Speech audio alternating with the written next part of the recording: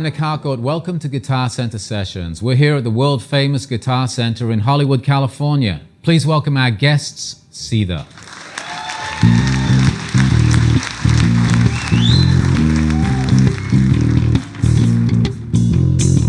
So who's to know if your soul will fade out on the one you sold to fool the world? You lost your self-esteem along the way. Good God, you're coming up with reasons. Good God, you're dragging me down. Good God, it's the changing of the season. I feel so ready to follow me down. Fake news, you out of direction. Fake news, you don't belong.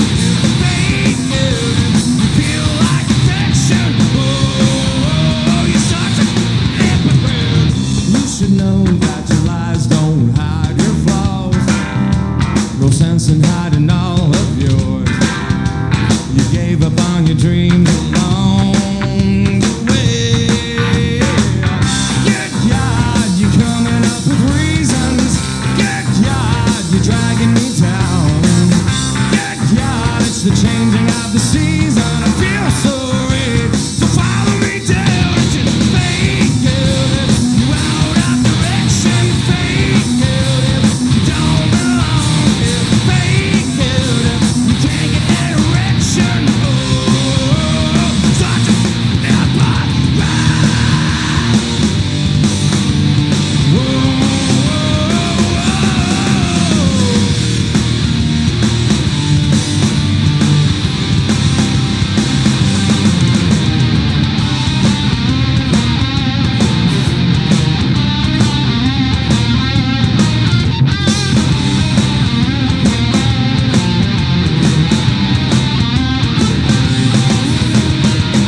I can fake with the best of anyone.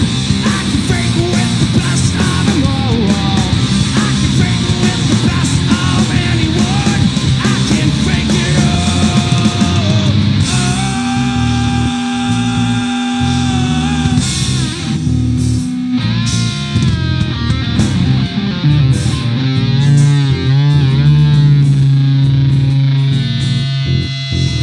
Cause you look so unbelievable. I sure could wear you out. You feel so inconceivable. I sure could wear you down.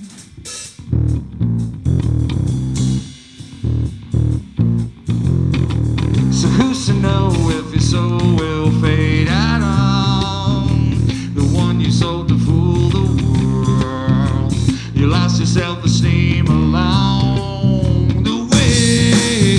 Yeah, good God, you're coming up with reasons. Good God, you're dragging me down. Good God, it's the changing of the season. Feel so right, man, follow me down. It's fake news, you out of direction. Fake news, you don't belong here. Fake news, you feel like affection. Oh, you're such a hypocrite.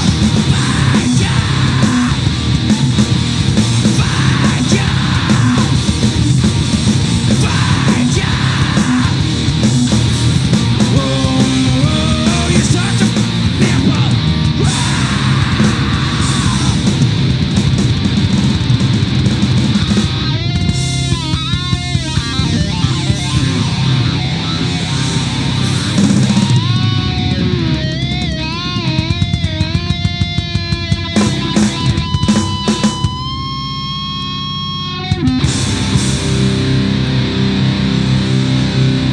Thank you.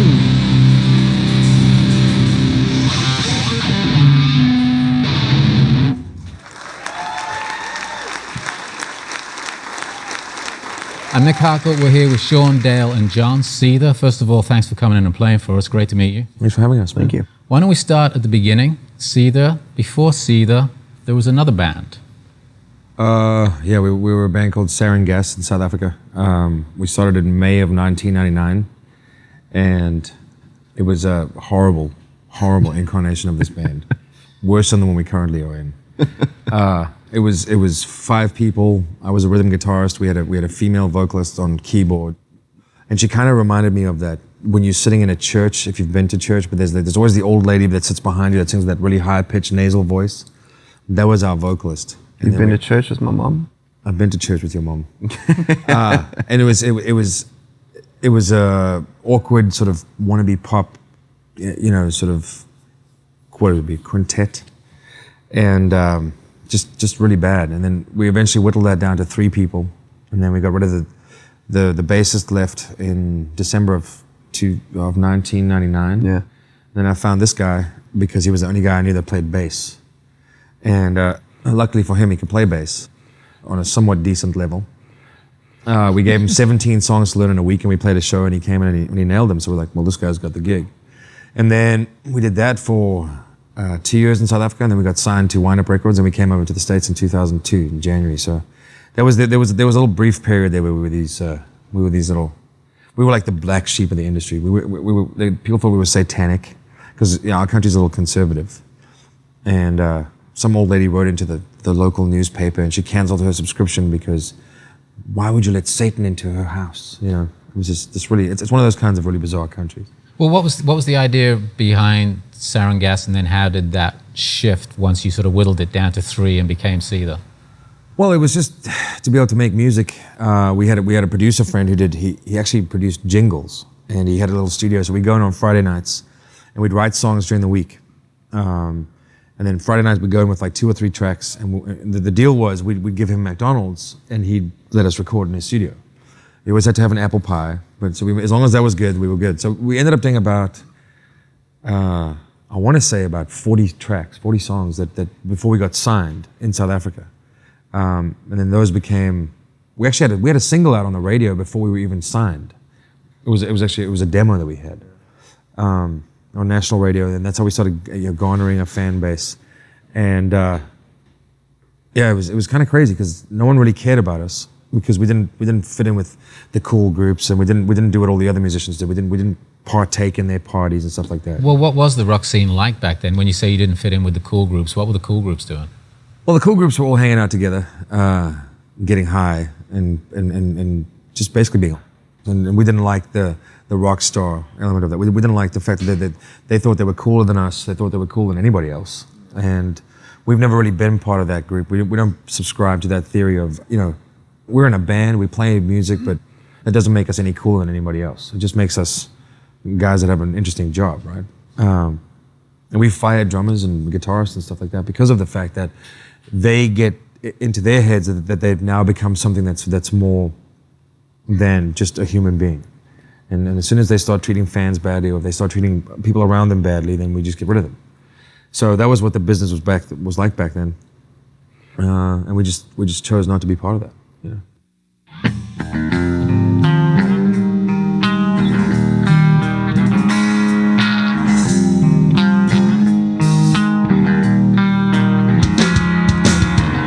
seems like every day's the same, and I'm left to discover my own. It seems like everything is gray, and there's no color to behold. They say it's over, and I'm fine again. Try to stay sober, feels like I'm dying.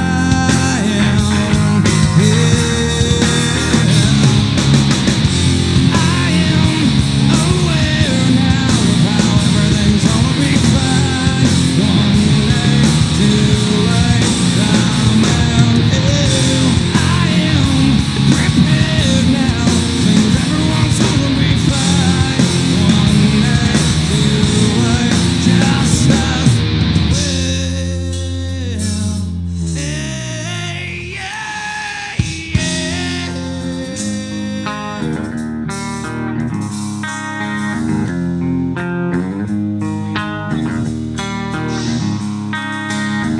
I feel a dream expire, and there's no one left to blame.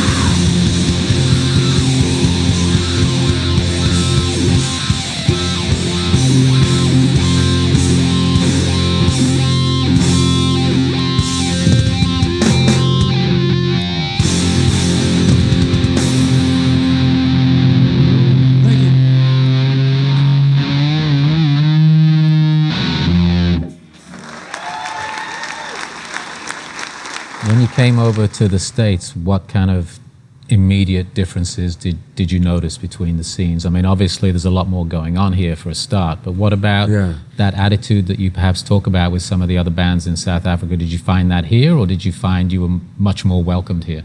I think we found friends. Like you know, I remember we played a show in Dayton, Ohio one time. It was right in the beginning of us touring here, and Seven Dust was playing, and we were all excited because the singer walked by our RV. The two of us are like looking through the window, peeking through the curtain, like, there he is. We're just huge fans. I mean, you know, we've been fans of music, you know, our whole lives. So to come out of this tiny little pond where we were, I guess, relatively big fish, and have been inspired by these American bands, and that's part of the reason, I guess, why maybe we didn't fit in so well in South Africa, and that scene is because we always were, you know, I guess, aspiring and influenced by these, you know, American bands that we heard on the radio or got these CDs. Well, can you name check some of those bands that did inspire you? Yeah, I mean, we started out, I mean. Yeah, you know, Metallica, Nirvana, Pantera, Rage Against the Machine. You know, I mean, you know, all the bands that were big in you know, the sort of mid to late 90s, you know, that's when we were teenagers and really getting into music. So when we came over and got a chance to share the stage with some of these bands and you know, just be kind of involved in the scene, you know, it was kind of overwhelming for us. You know, we were so green and naive when we came over. Because also we don't get to see bands like American fans get to see bands. You know, if you're a fan of a band here, you can see a band within 6 months. After the album comes out, they'll be touring through your state or your city. For us, we don't see bands. Like we grew up, the only bands I saw that were international were Smashing Pumpkins right before they broke up, James and the Cult, and you know, I guess other than that, we had Bryan Adams, which is hardly cause for celebration. Not one of your influences. Roxette? Actually, Roxette and Bryan Adams. Actually, those are like our guilty pleasures. We're not ashamed to admit. There've been many nights on the bus where him and I will have a couple of cocktails and we'll put on some Roxette jams like Joyride. That's classic. That is a classic track right there. That's something that makes you, if you feel unhappy, you feel happy now. And let's start a party. Touring's got to be just completely different there then. Back home. Overseas, in South Africa, we can't survive as musicians. So most musicians have jobs. So they'll do the weekend warrior thing where they leave on a Friday, come back on a Sunday, and go back to work on a Monday. So you know, guys work in music shops. They work in well, when CD shops still existed, they used to work in those too. So it's difficult because there's not a sustainable sort of economy for musicians. So when we did a tour there, our first tour was pretty much funded by how much money we would make at the door of every night. So we'd arrive at a show, we'd have our PA in the back, we'd load our PA into the venue, then we'd play, and hopefully we'd have enough people come in that we could make enough money to put gas in the truck for the next show. And then, you know, I mean, we ate bread with like mustard on it, or bologna if we were really splurging. Yeah, if you had a couple of bucks. if we had some extra money lying around, and it was you know, I mean, we stayed in backpackers lodges that were just filthy, horrible places. You know, I remember one was the one that we walked into this backpackers that was right below a venue we were playing at, and there was these concrete cubicles, and we had to, you know, climb into these things, and the toilet was this stainless steel thing with no seat, and it looked like Train Spotting. Yikes. So, and you know, these are the earliest memories we have of touring. So, but it was still fun, you know. And I think we finished a 6-week tour and we had like 1,000 rand, which is probably around about you know, about less than $200, and that went into our drummer's electricity fund, so he could you know, he can keep the band room running and everything. So, but yeah, we had some. I remember touring in a pickup truck, and it's, you know, it's pissing rain, and he's in the back with my brother, and they're sleeping on this mattress, and they're completely soaked, while, you know, the drummer and I are just pounding Red Bulls trying to get through the drives. The good old days, huh? You know what? We definitely earned our stripes, and that's the good part. And I don't yearn for those days, but I certainly am thankful that we had those, because it makes you understand and value what you have now a lot more. Well, you're traveling a little more style these days, I hope.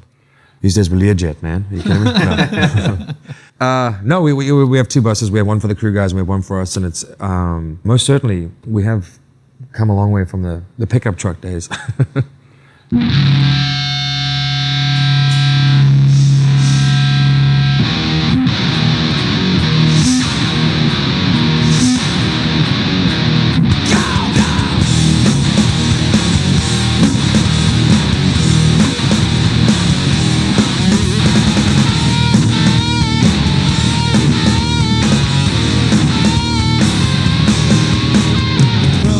your dollar bills, leave your thrills. I'll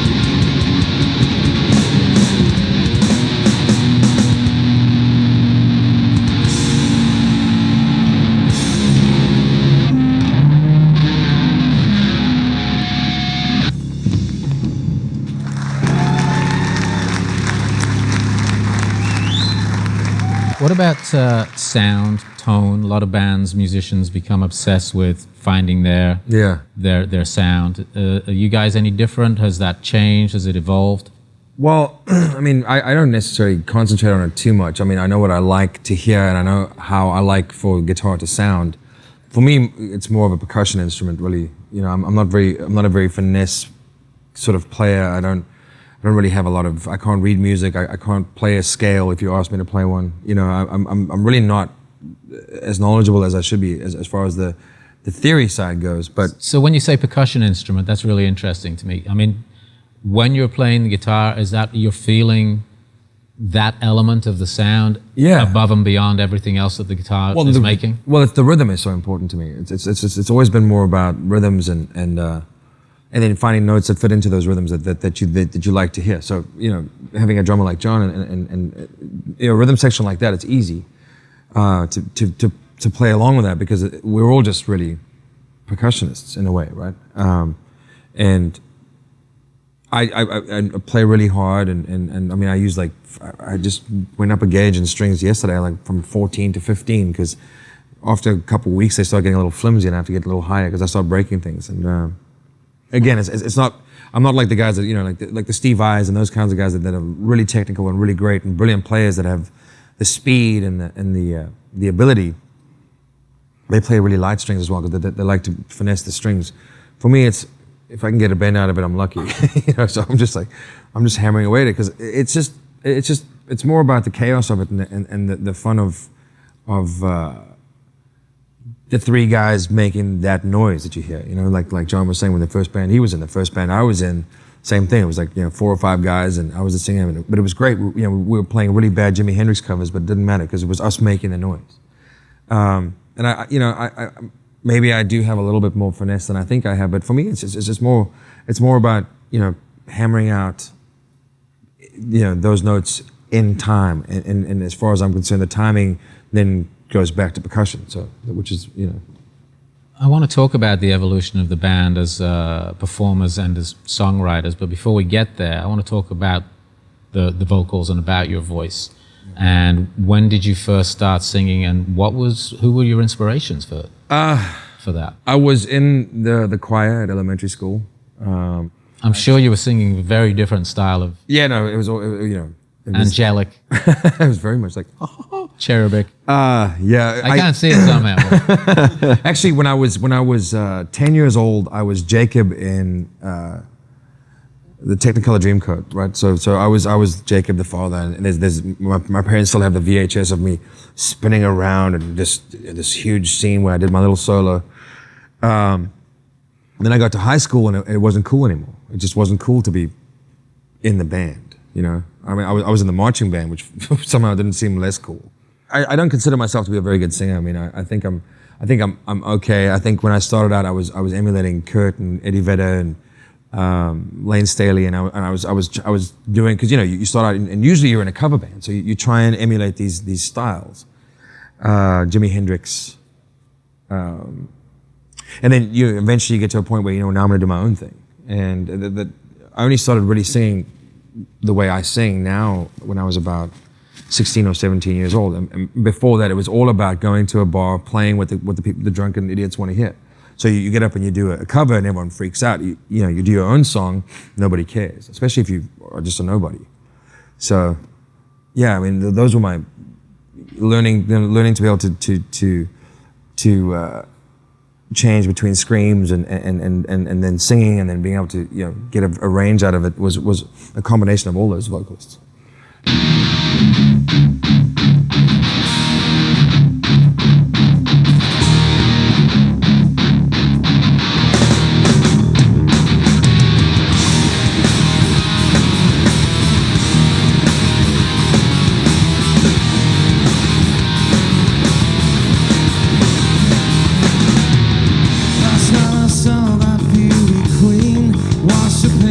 Face on. Wanna be that magazine that she based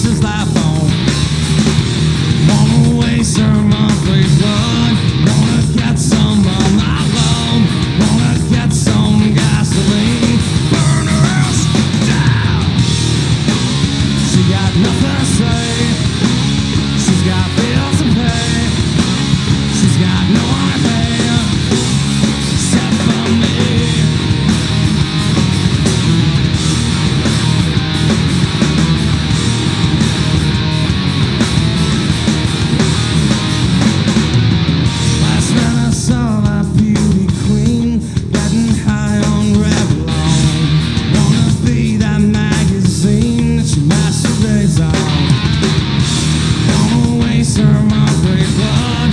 Wanna get some of my love. Wanna get some gasoline. Burn her else down. She got nothing to say. She's got bills to pay. She's got no hand except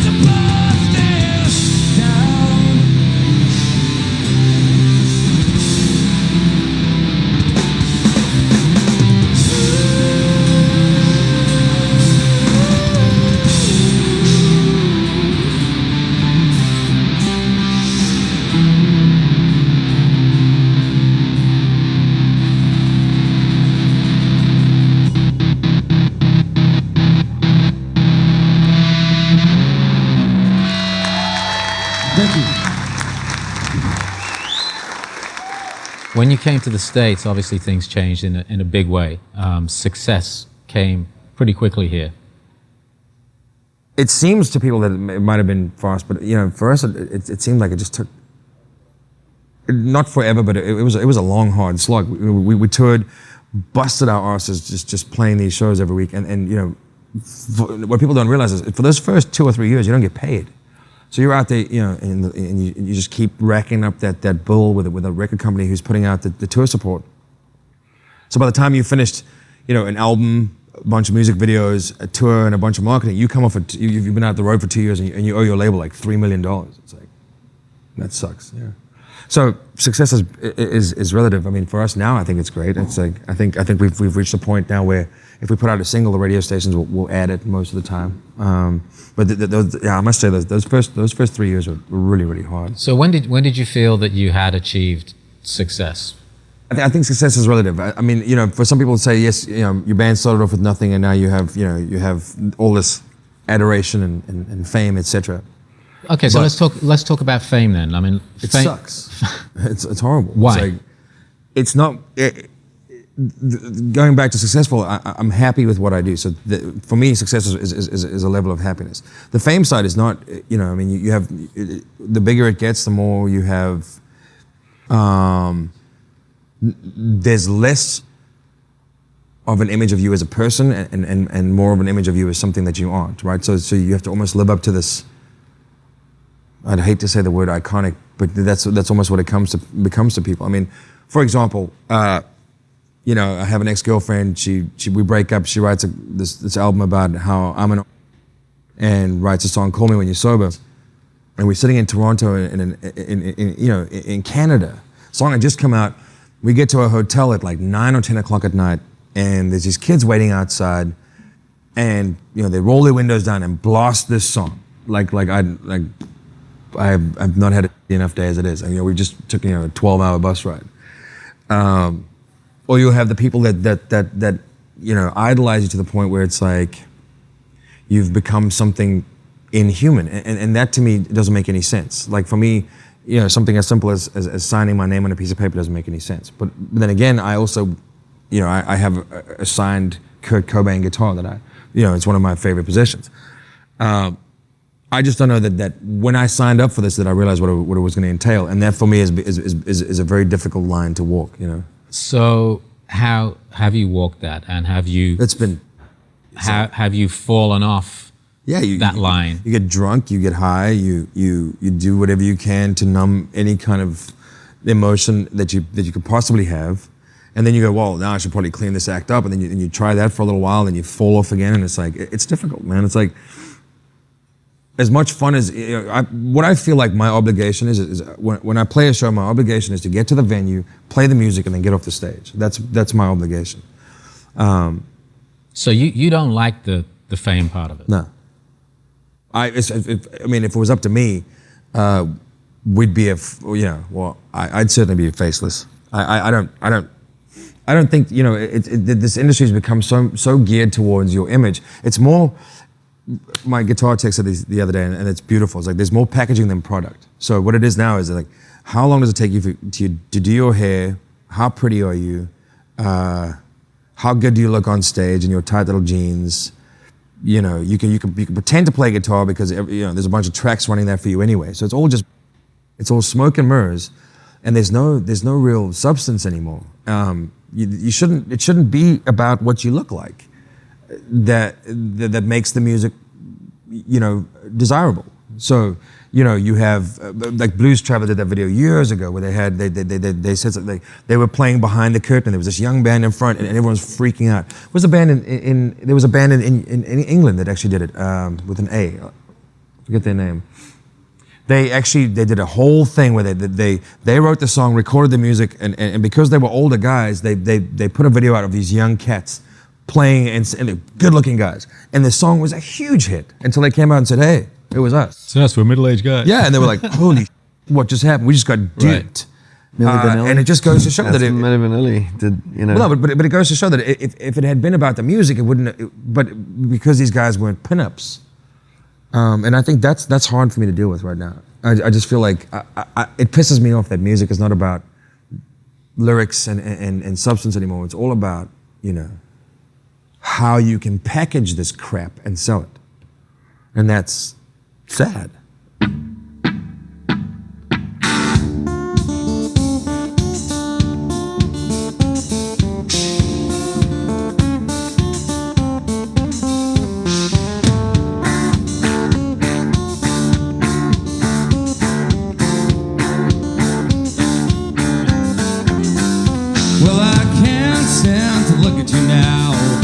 Revelations out of my hands, and I can't stand the thought of you now. This complications leaving me scared. Stay 'cause you think you want me, pray when you need advice. Hey, keep your sickness off me, trying to get through. Blame all your weakness on me, shame that I'm so contrite. Keep your fingers off me, why can't I get through? You think you have the best of intentions, I cannot shake the taste of blood in my mouth.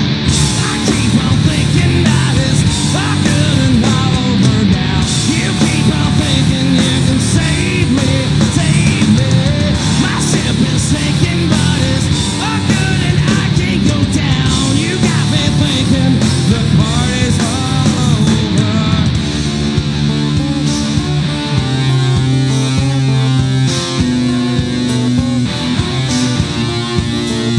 Well, I can't bear to be with myself.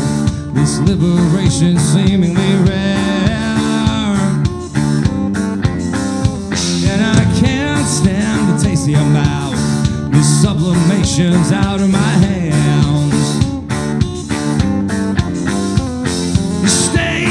You think you want me, pray when you need advice. Hey, keep your sickness off me, trying to get through. Blame all your weakness on me, drain on an empty mind.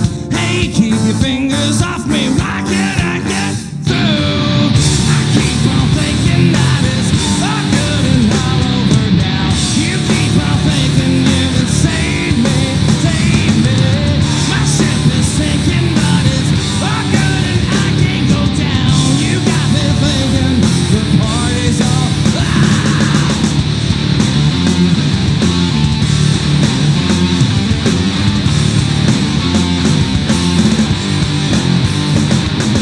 lay down, just stay down, lay down, because I'm trying to get through. Say what you want, but you're not gonna win this time. Take what you want, but just leave me alive.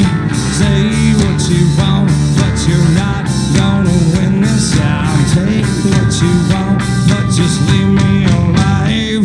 I keep on thinking that it's all good and all over now. You keep on thinking you can save me, save me. My ship is sinking, but it's all good and I can't go down. You got me thinking the party's all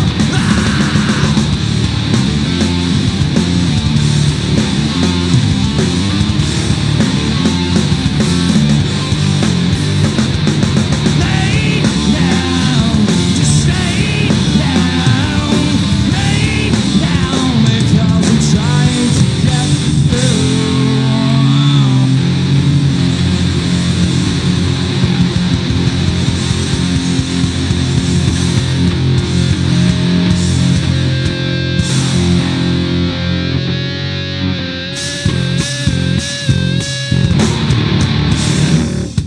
Thank you.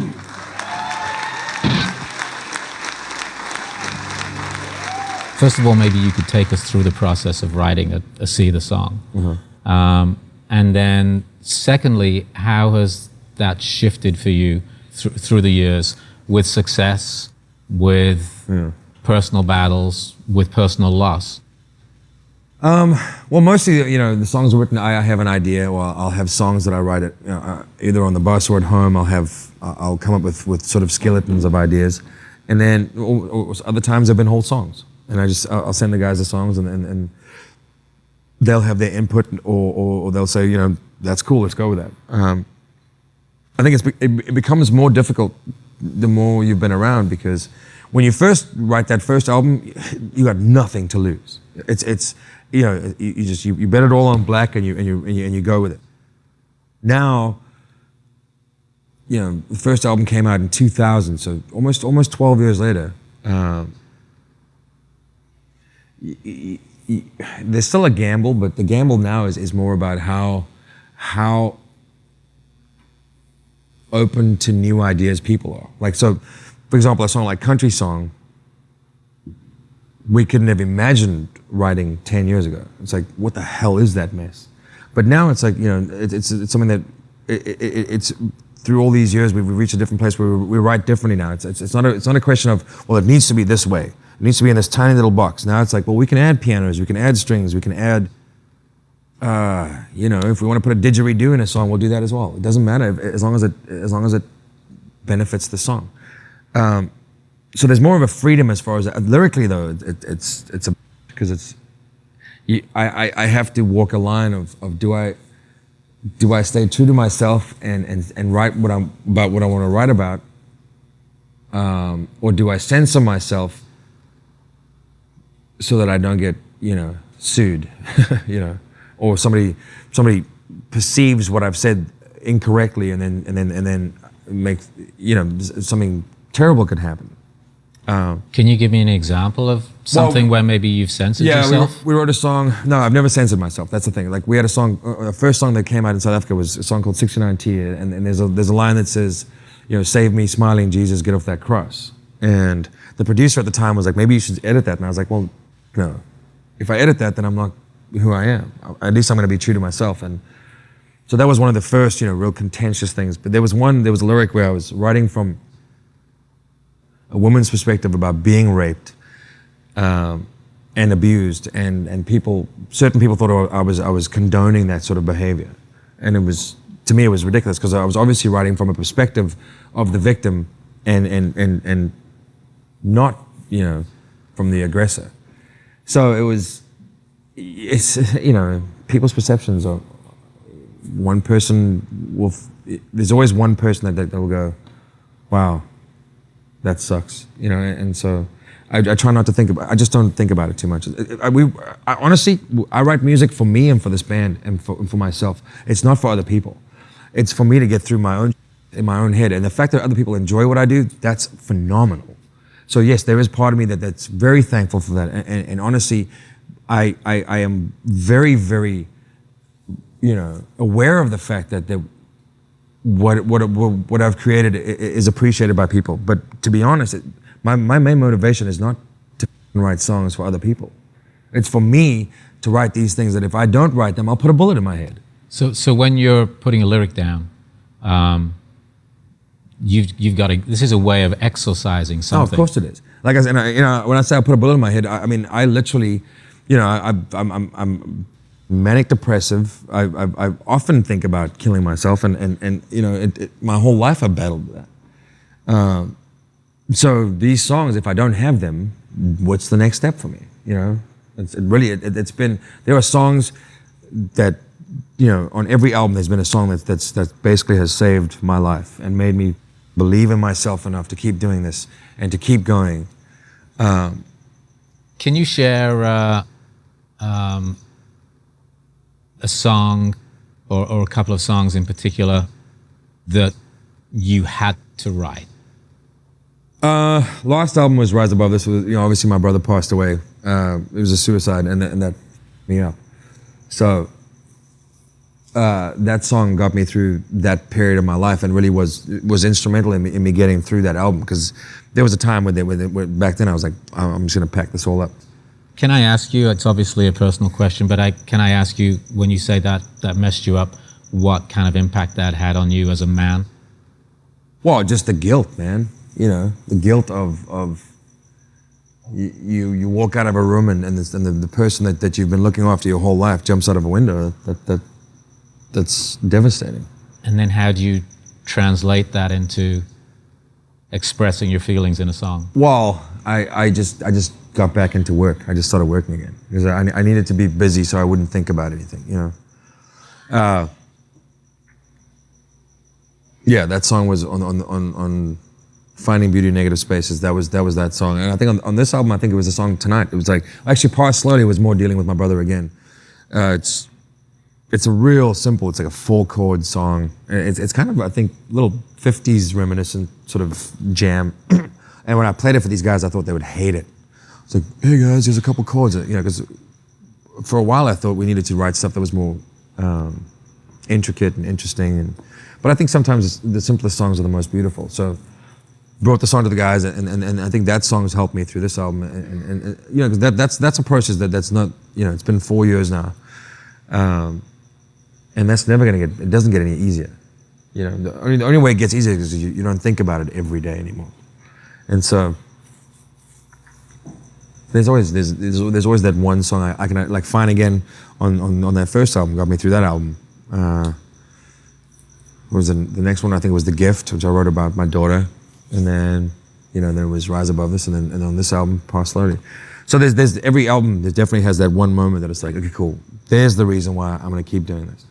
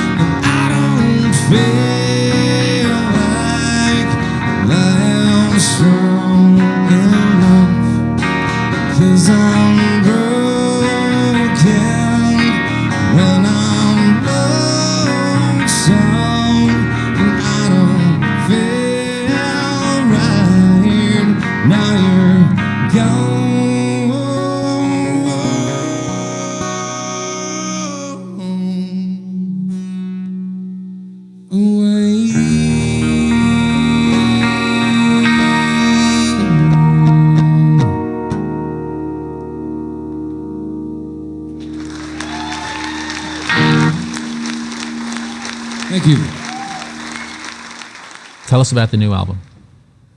It was a long process writing it. You know, we started off with a bunch of songs. We went in, we got Brendan O'Brien, the producer, on board, and that was awesome because I think all of us, there was like, if we could pick the producer to do an album for us, that would be the Pearl guy. Jam, right? Yeah, Pearl Jam, Soundgarden, right. Bruce Springsteen, AC/DC. You know, like if you listen to satellite radio and you put on Lithium, the channel, it's Brendan O'Brien albums all day.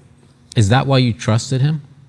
I tell you why I trusted him is because when everyone else was telling me that that I couldn't write songs, he was the one guy that had my back. Not the band, but like, you know, label, A&R people. Just the usual runaround, like, well, these songs, these are crap songs. You have to keep writing. We don't hear a single. And Brendan was like, dude, they're full of it, man. He's like, you can, because I in this album, I was gonna quit music in general. Probably about a year ago, maybe. That was probably about a year ago, actually, right before we finished the album. I was just fed up because I was being told on a daily basis by the A&R guys that I was crap. And when you build your house on the foundation of writing music, and they knock that foundation out, everything comes falling down, man. So a lot of self-doubt, I would imagine. Oh yeah, and if it wasn't for Brendan, you know, and having our backs, I think from day one, and defending us, and being the buffer between label and band, and he was selfless about it, man. He would sit me down and say, "Listen, man, suck it up. You can do this. It's like the stuff you're doing is great." And if it wasn't for him, this wouldn't have happened, you know. When you look at this album, 11 years after Fragile, yeah, what's the obvious difference between Seether, or Sarangas as it was then, the band then, to the band and the album that you've made for today? me, I think I'm no longer just a pissed off teenager. And I actually, you know, there's back then music was a form of just primal expression, and now music is more of an art form. It's more of a process. There's a thought process behind it now, whereas before it was just like, let's just hammer some stuff out to get this emotion out of us, you know. And now it's about finding the most beautiful way to convey that emotion, and getting that out of your system, and the most effective way, melodic way. Like, there's so many new elements. There's so many thought processes that now go into one song, whereas before, literally write a song in 3 minutes, throw it out. And so for me, there's definitely much more of an appreciation for the fact, you know, the creative process, and spending time with something and living with it. And, you know, like when you it's almost like, you know, take a sip of wine and you sort of swirl it around in your mouth, and you go, there's elements to this that I like, and, you know, and you find them all, and you keep things you like, and you throw the ones you don't like away. So it's far more selective, I think. Well, thanks for sharing the music. Thanks for sharing the process. Seether, everybody. Thank you.